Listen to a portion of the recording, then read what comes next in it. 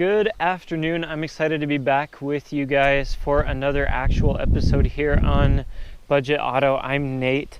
I hope you guys are enjoying the channel so far. If you're new to the channel, welcome. I'm just a guy that loves cars and trucks. I'm learning about cars and trucks, and you guys get to come along with me on all of my crazy car adventures. So in today's episode on Budget Auto, we're actually going to be doing a real video where I actually get to talk about a car and actually review a car, show you guys a car. The car that I'm going to be talking about and reviewing today is right behind me. That's my 1999 Audi A8 Quattro. As you guys know, if you've been following the channel, I bought this car back in November of last year with a load of problems, and I've been kind of working through it with a buddy. We bought this car to learn about it. We definitely have learned quite a bit. I now know how to service pretty much any Audi, especially this car I know inside and out. So I'm not really going to be talking about the repairs that we did on the vehicle in today's video. If you guys do want to know more about what all I've done to this car, maybe the story behind it, and see some of those repairs, make sure you check out the other videos on my channel.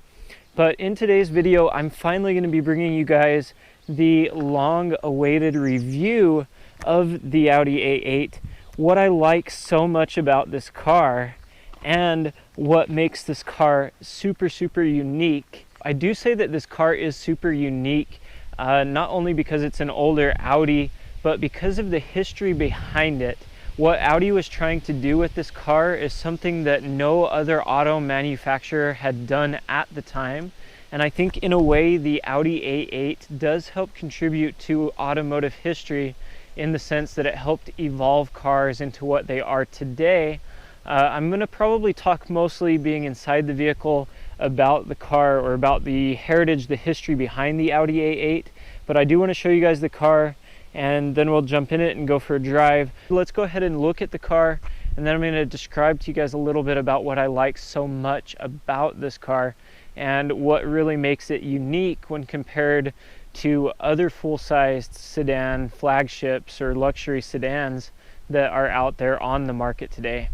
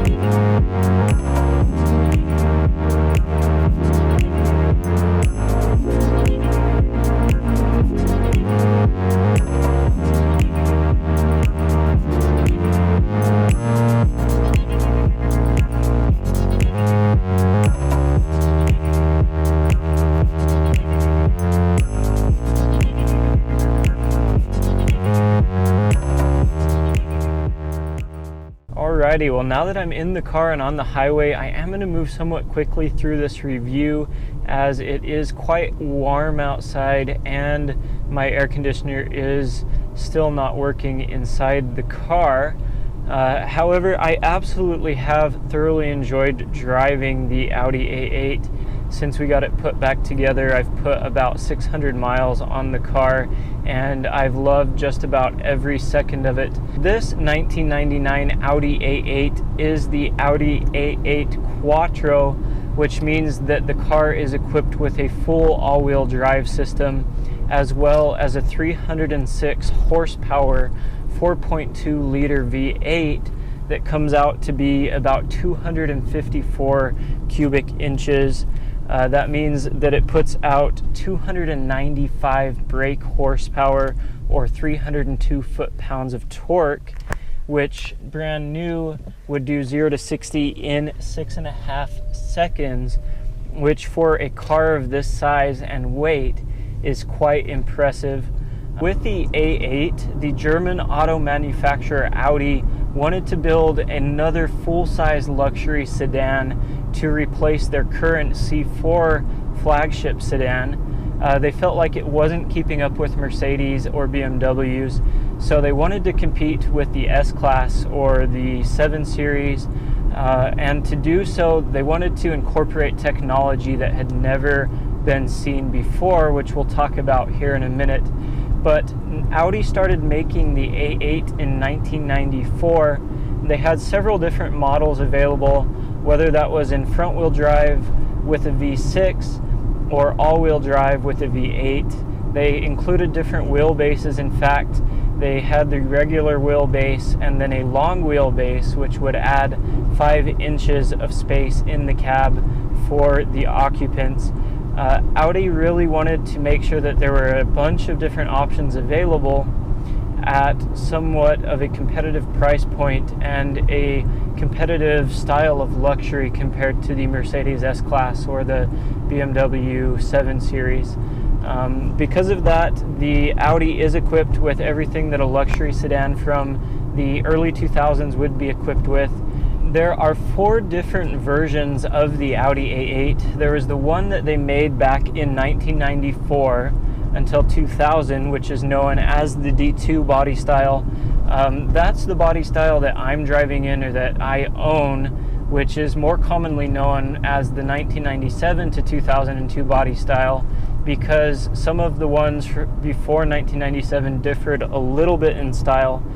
They come out with the second body type, or the D3, in 2002, and that was around until 2009, when in 2010 they would release the D4 body style, which would run until 2011 to 2017. So we're currently on the D4 model. I'm not sure that Audi has made any 2019 A8 models. So the Audi A8 used to be Audi's full-sized luxury sedan, or their top-of-the-line flagship. In the early 2000s, Audi would go on to develop the Audi S8, which was designed to replace the A8, or I guess complement it, offer a more performance-based package than the simple, I guess, luxury sedan side of things could offer. And then eventually the S8 would evolve into the R8. So in a way, we have the Audi A8 to thank for the R8 of today.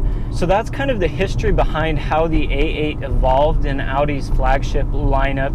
It definitely is to be a luxury sedan, but at the same time, Audi wanted to do something that nobody had ever done. And so they began to incorporate technologies that had never been used in cars before. And that's why I say that these cars are super, super unique, because in a sense, they helped revolutionize the automotive industry. The Audi A8 was the first mass-produced car with an all-aluminum chassis. Back in 1982, Frederick Peach partnered with the Aluminum Company of America to design or begin work on an all-aluminum body or all-aluminum chassis for a car. His objective was to substantially lighten any flagship-sized car of its class so that it was lighter than any of the competitors' cars or any car that had ever before been seen on the market. hence increasing performance, as well as structural rigidity in the car, because as we know, aluminum's a little bit more resilient than steel when it comes to impacts or scratches or things like that.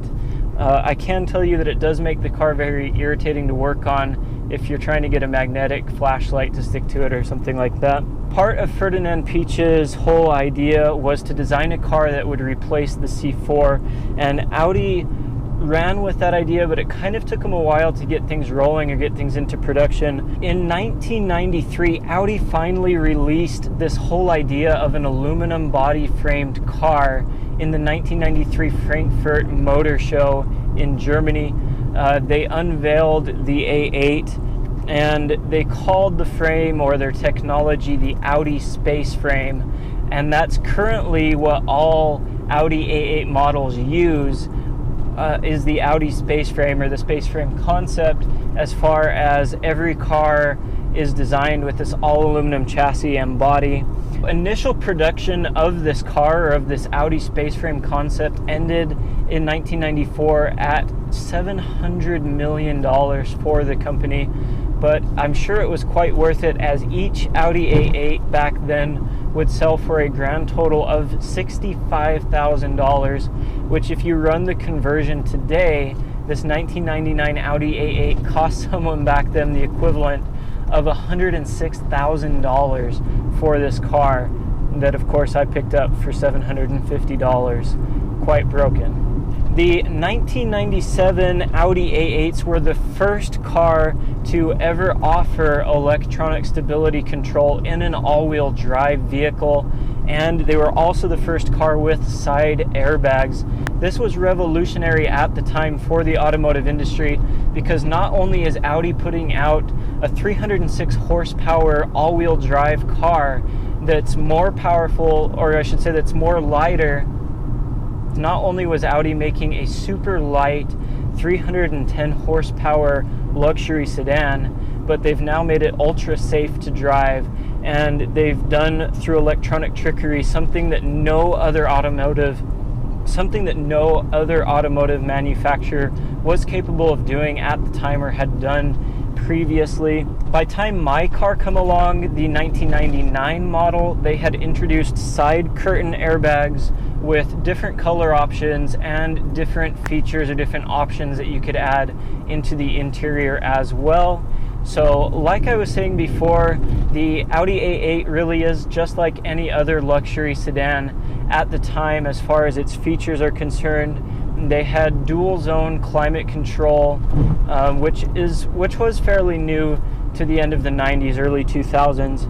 They also offered everything with the wood grain and genuine leather seats or interior, and I absolutely adore the interior of the Audi A8. Actually, I really do not like car interiors that are all the same or all the same color, all built out of the cheap plastic crap.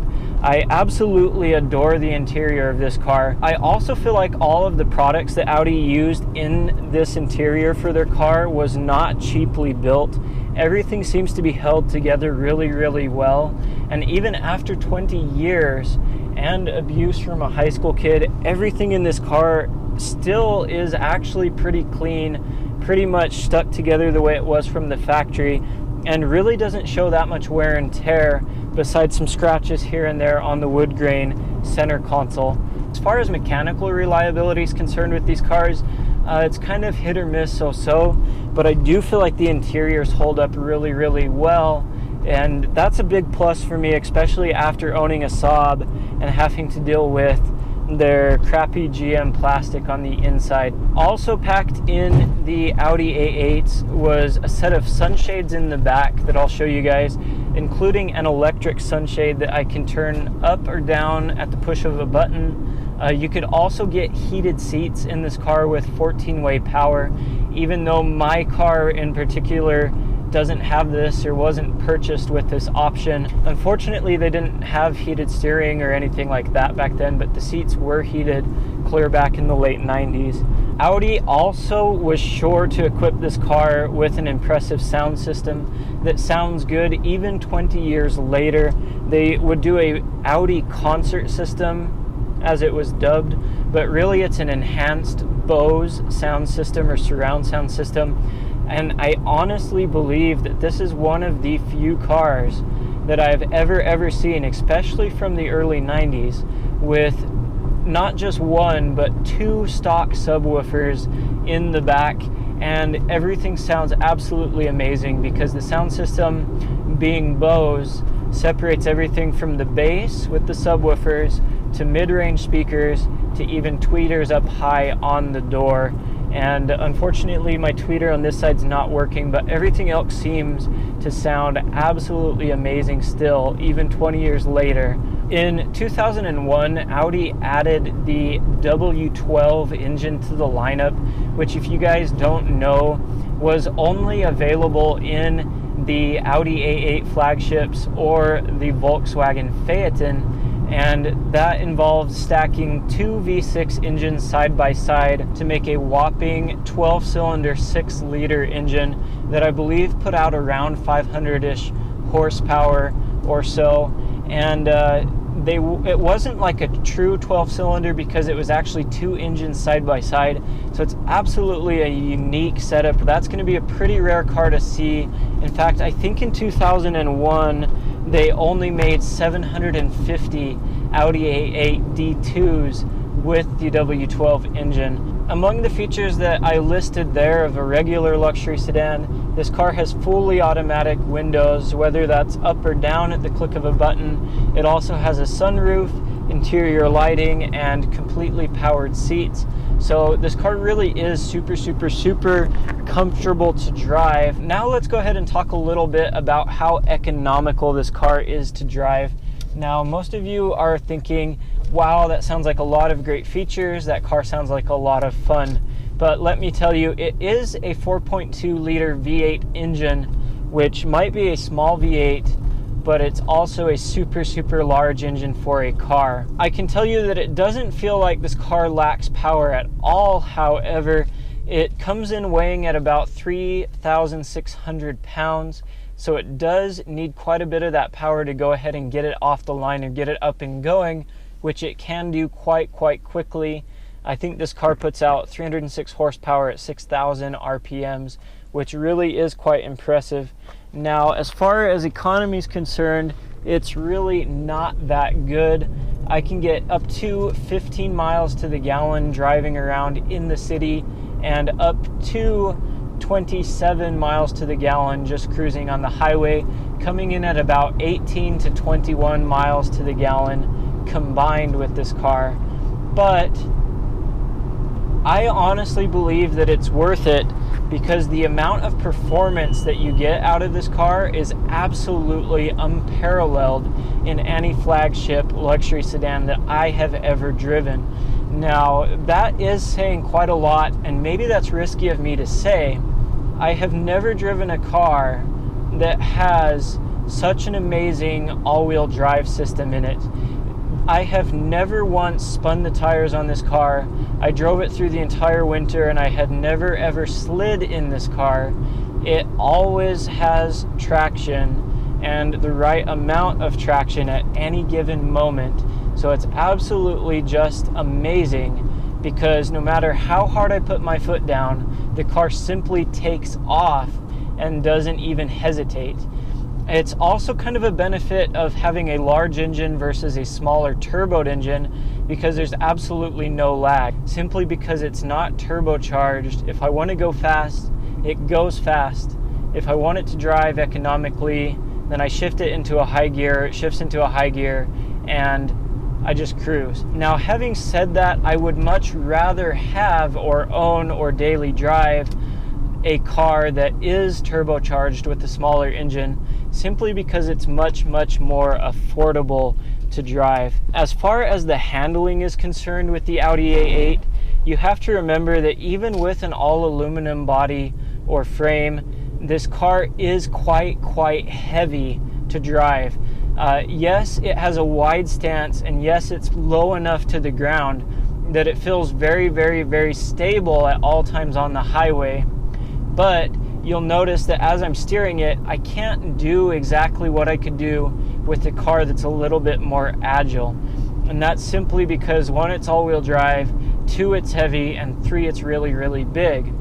But I don't feel like the A8 lacks at all in handling, simply because I can take corners that I can't do in any other car at 20 or 30 miles an hour faster than I can do in any other car.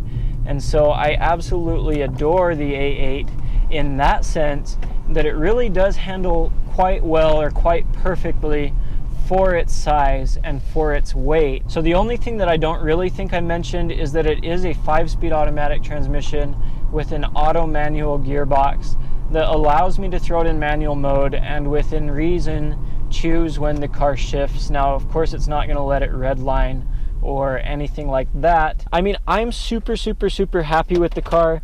I feel like everything works how it should. I feel like if you pick up one of these older ones, even performance wise, you guys are going to be super happy with it. 100 miles an hour in this thing feels like absolutely nothing. And it has a top speed of 155.3 miles an hour, in case you're wondering. And I've not done it, never going to do it probably. The acceleration's really good. The handling's really amazing. And where this car really shines is in the winter time.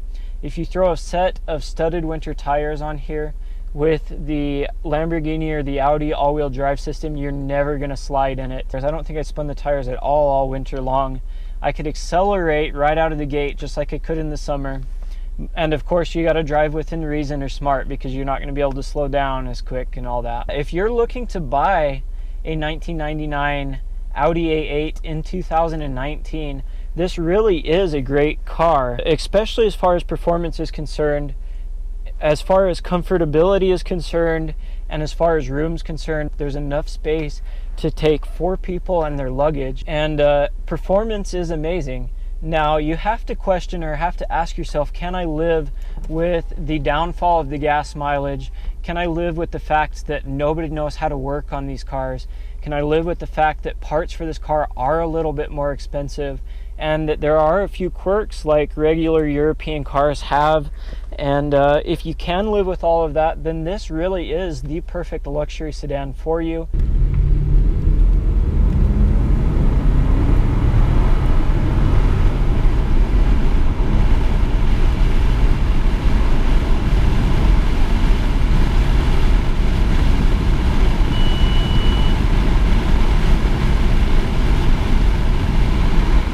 Well, guys, that's it for today's video. If you enjoyed this video as much as I enjoyed making it, go ahead and smash that thumbs up button. Subscribe to my channel if you haven't already. I've got lots of great content to come here on the A8 and on other various vehicles that we have lying around on the farm.